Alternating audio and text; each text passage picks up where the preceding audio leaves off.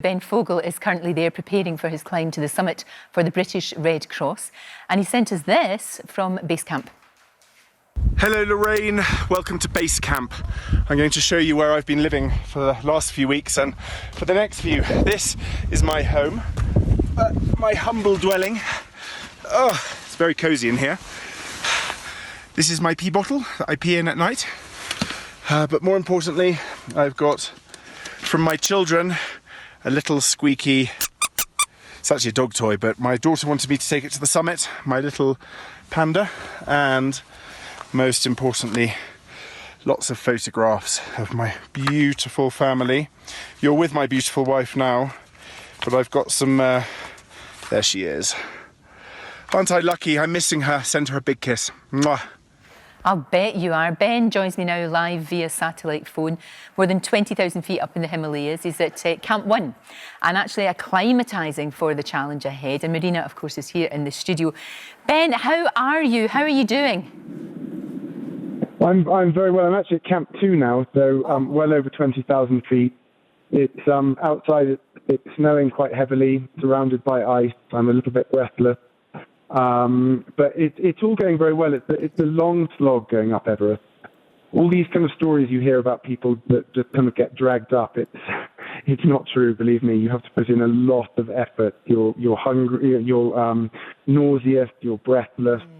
It's definitely taking it out of me, but I have no regrets about being here, and I'm delighted that I'm talking to you and can't wait to speak to my beautiful wife. Oh, please, Marina, because, I mean, he's obviously physically fit, of course, but the mental challenge must be really hard, I would imagine, for both of you. And I think that is the hardest thing about climbing a big mountain or crossing an ocean like he did before. Ben's always said, physical fitness is really important, but it's the mental endurance, it's the ability to focus on putting one foot in front of the other that's the big challenge. And I mean, that's the one thing. I know that he's really fit. I know that he's in great hands, but I also know that psychologically he's really ready for it. Yeah. He's strong. And they were saying this is kind of like the one chance. This is the one chance you will get to do this. Well, listen, hello, my darling Marina.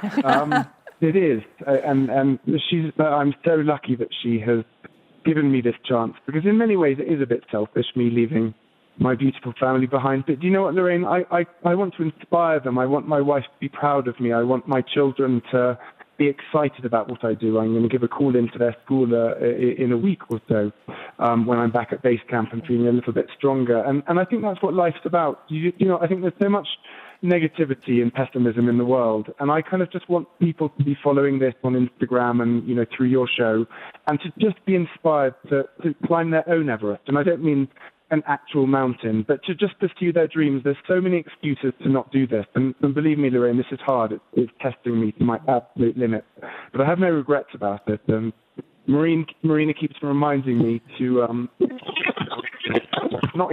it's not easy sometimes, but I feel like the luckiest person in the world. Oh, it must be really difficult. You please talk to him if you want to say anything to him at all. Yeah, well, we're so proud of you, Ben, and the children they can't stop talking about Daddy's challenge, and they are so excited about you calling into the school, and school feel really proud. And I think, that makes a big difference. It's such a privilege to be a part of this. I've always loved the idea of climbing Everest myself. There's no way. Now I know actually what it involves. There's no way I'd do it. But we kind of got a front row seat. I feel that, like, being Ben's wife, being Ben's family, we're sort of with him and we get to experience the adventure with him. And that's something that really attracted him to me in the first place. Well, exactly. Of course.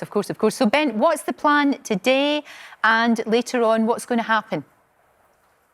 Well, as I'm talking to you, I'm actually in my sleeping bag in the tent. It's pretty cold up here. It's about -15, -20. I have a splitting headache, so I'll take something for that. It's all about kind of rehydrating. And then tomorrow, we're actually climbing up to Camp 3, which I have to admit is pretty scary. I have a fear of height. It's over 7,000 meters high, and it's a sheer climb. So we have to use 2 masks. We have to physically You can hear the interference, obviously, because it's so far away. I can't believe he's got a fear of heights and he's climbing Everest. Well, I think everyone does in a way. You know, Camp 3 is notoriously the most scary camp there is. You know, you're perched on the side of a sort of a wall of ice.